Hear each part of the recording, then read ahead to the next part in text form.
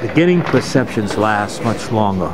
And so those first perceptions of what happened in that first, even just 3 months, in the first few days, people still remember that. He probably did not have the best people around him. Michael Brown, as you well know, was his chief consultant. And I think most people blame him, but he had the wrong choice, and that changed. But since that time, when New Orleans and the state looks at it, you know, he was president, and then he supported the monies that we had to have. And I mean to tell you, nobody, you heard it in the room, but Don, who came here, we convinced him, because he was on the ground the whole time, that he had to get the president's attention as to what was happening. And Don is somebody that we should never forget. He made the difference of the money. Look, Mississippi got 75% of the money in the first tranche and had less damage than we.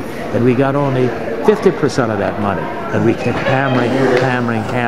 And they criticized Louisiana because we weren't moving fast enough. Well, the governor took the position that I want all the money that I deserve under the equitable situation. And the word was, well, take what you got and come back. Hey, don't tell me that, you know, it'll be some other excuse.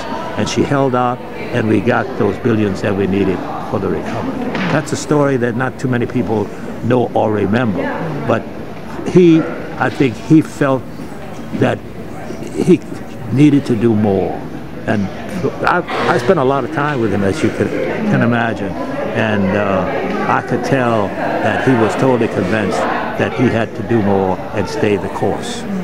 And I think that, and that, you know, I've always believed that you give people their due, and he deserves a thank you for what he did.